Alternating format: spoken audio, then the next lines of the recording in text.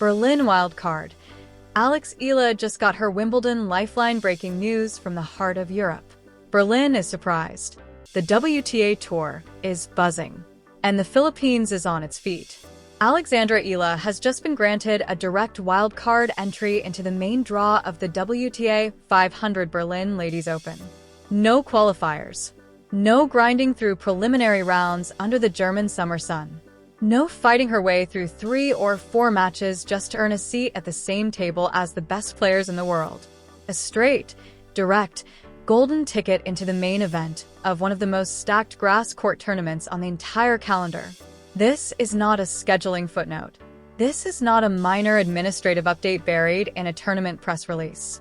This is a monumental shift in the trajectory of Alex Eala's 2026 season. And if you understand what is actually at stake in the next 7 days in Germany, your stomach just moved. Let me tell you exactly why. What a wild card at this level actually means main draw wild cards at WTA 500 events are not handed out as courtesies. They are not participation gestures or goodwill offerings from tournament directors who feel like being generous. They are golden tickets, the kind reserved for local heroes, for Grand Slam champions returning from injury, for the absolute hottest rising stars in the sport at the specific moment the tournament needs them most. Eala was originally slated to enter through qualifying. She was prepared to grind, to fight through multiple matches just to earn the right to compete alongside the elite. Then, overnight, the narrative flipped completely. Whether driven by late player withdrawals creating space, or simply by the undeniable magnetism of a player riding the hottest grass court form of her young career, the tournament directors in Berlin made their call. They wanted her in the main draw from day one. That decision tells you something. Tournament directors at this level are not sentimental. They're not doing favors. They looked at Alex Eala, Birmingham Open champion, 6 consecutive grass court wins, a player whose name has been generating noise across every corner of the tennis world for 3 weeks, and decided that she belonged in their tournament's main event. And beyond the prestige of that recognition, the wild card has handed her something far more valuable in the context of this specific, compressed, unforgiving grass court window. Time.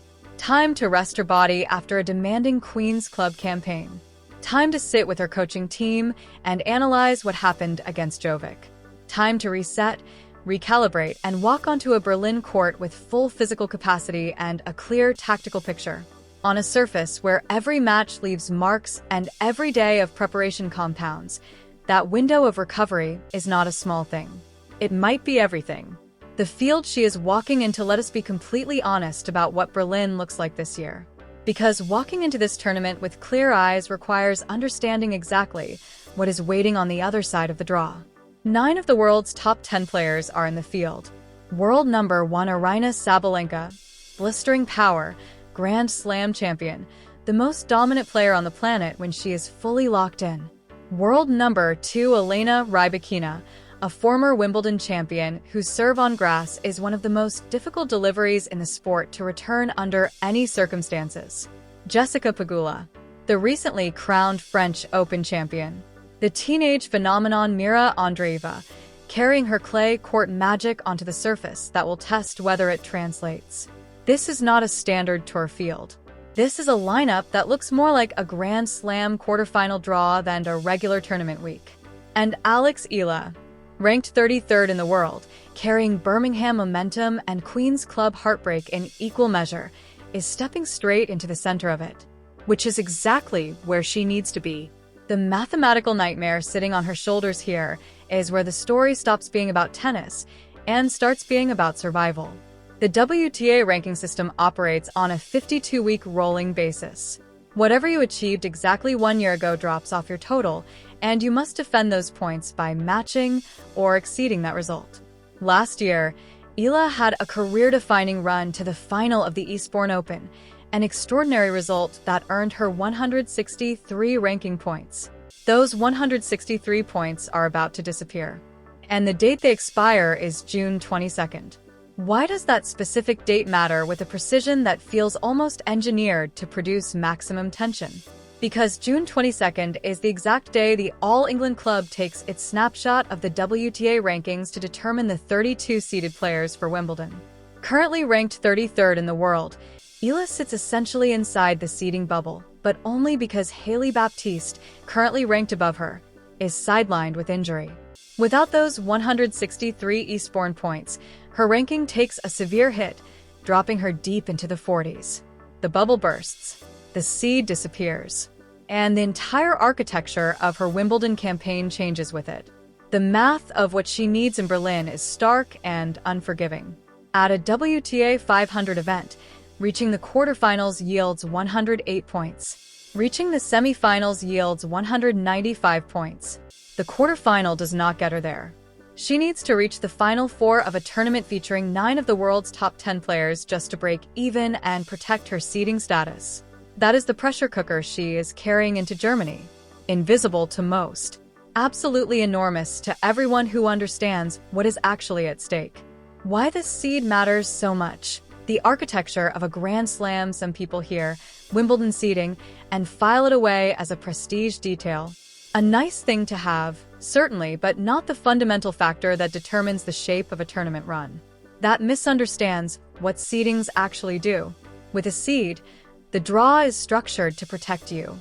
You are mathematically guaranteed not to face another seeded player, meaning anyone ranked in the top 32, in the first or second rounds. You play lower-ranked opponents, qualifiers, and wildcards in your opening matches. You get time to build rhythm. Time to calibrate your timing on the grass. Time to find the specific version of your game that the surface rewards before the tournament truly begins testing you. Without a seed, you are thrown to the wolves immediately. An unseeded Alex Eala could draw world number 1 Aryna Sabalenka in the very first round. Could face Elena Rybakina on center court on day 1. Could walk into a match that would challenge the most experienced players on tour before she has hit 50 balls on the Wimbledon grass. Last year, Eala walked into Wimbledon without a seeding. The draw handed her the defending champion in the opening round. Her tournament ended before it had a chance to become anything. One match. Wrong draw. Over. A seed rewrites that entirely. And Berlin is where the seed gets secured or lost. The road that led here, context the numbers alone cannot capture to understand the weight of this Berlin wildcard. You have to understand the turbulence of the weeks that preceded it. The French Open first-round exit, as the top seed at Birmingham, landed hard. The kind of result that follows a player into the next event like a shadow, whispering things you have to actively choose not to listen to. Some players spiral after that. They need distance. They need recovery time before they can look at a tennis court again without the weight of the loss sitting on every point. Eala got on a plane to Birmingham and went looking for something to prove. What unfolded was 5 matches, 0 losses, and a 3-set championship final that required every single thing she had, mental, physical, emotional, to close. She emerged from it a WTA 125 champion, 6 consecutive grass wins, and the kind of quiet inner certainty that only comes from having been tested in a situation designed to break you and discovering that it didn't. She carried that straight to Queen's Club and dismantled Zhang Shuai 6-3, 6-2 in the first round, making it 6 consecutive grass wins without dropping a set. And then came Wednesday night. Iva Jovic, the same player who had ended her Roland Garros campaign a month earlier. The same friend, the same former doubles partner, the same person whose Instagram post after Paris had read, "One of those days I wish there could be 2 winners." The rematch on grass went to Jovic in 6-2, 6-2. 76 minutes. Clinical and complete. The analytics of that match are worth sitting with carefully because they contain the tactical blueprint for what Berlin needs to look like. Eala hit 12 winners, but they were overshadowed by 19 unforced errors. On grass, where rallies are short and every ball carries consequence, a negative winners to errors ratio is a death sentence. Jovic, by comparison, produced 26 winners against just 9 unforced errors, won 81% of her first serve points, and never allowed Eala to find a rhythm on return. The loss was a reality check. It was also information. Real, specific, actionable information about the margins at this level and what needs to sharpen before Berlin. And the wild card, by eliminating the brutal qualifier grind that would have followed immediately after that loss, has given her the time to act on it. What Berlin tactically requires the coaching staff around Eala will have spent these recovery days with specific things on the whiteboard. First serve percentage. Against Jovic, it hovered around 66%. On grass, the first serve is not just a weapon, it is protection. Every second serve is an invitation for an aggressive returner to step in and dictate the point before the rally has properly begun. Hitting spots on the first delivery consistently generates free points that the baseline game alone cannot manufacture. Second serve quality. Jovic attacked Eala's second delivery repeatedly and profitably across 76 minutes. More kick, more placement, less predictability.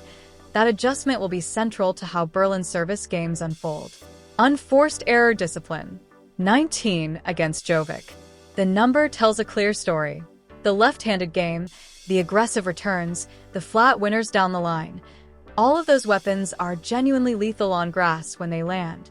When they miss on a surface this fast, there is no recovery time. The margin is immediate. And then there is the weapon that remains fully intact and fully dangerous regardless of what happened at Queen's Club. The left-handed serve pulling right-handed opponents out wide to their backhand side on a surface where the ball stays low and the defensive backhand becomes extraordinarily difficult. That angle, that specific, unreplicable left-handed geometry, is a weapon that nobody in the Berlin draw can fully prepare for until they are standing on the other side of it. Clean that up. Protect the serve. Trust the forehand. And the power to beat anyone in this field is already there. The weight she is carrying, and why she can carry it the Philippines, is watching every point. That is not a poetic observation.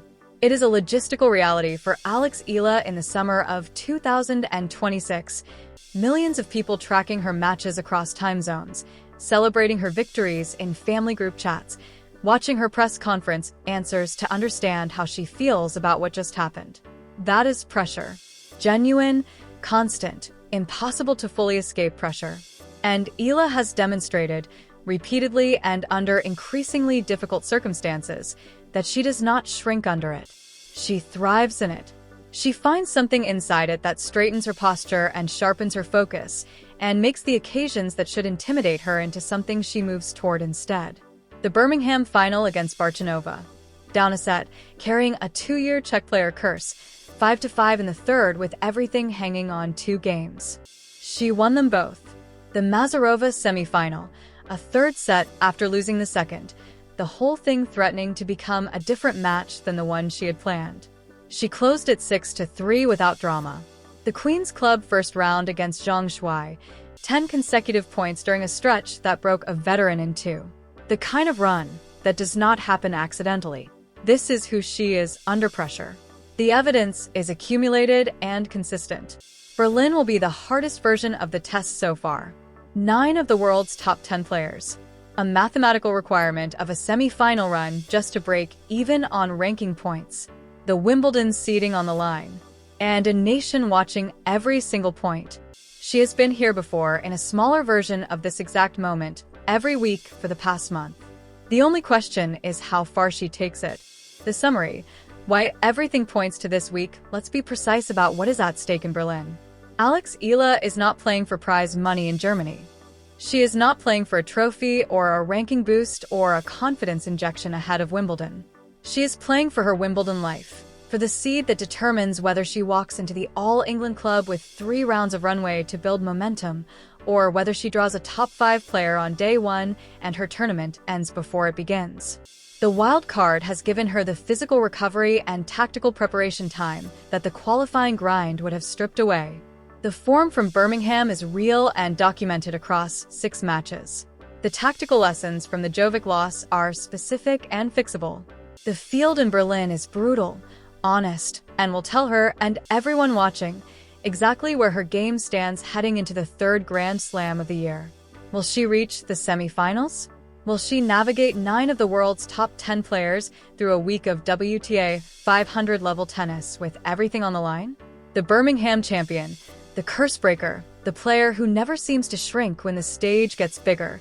She has given every reason to believe the answer is yes. Berlin starts June 15th. Wimbledon seedings close June 22nd. 7 days. Everything on the line. Laban, Alex.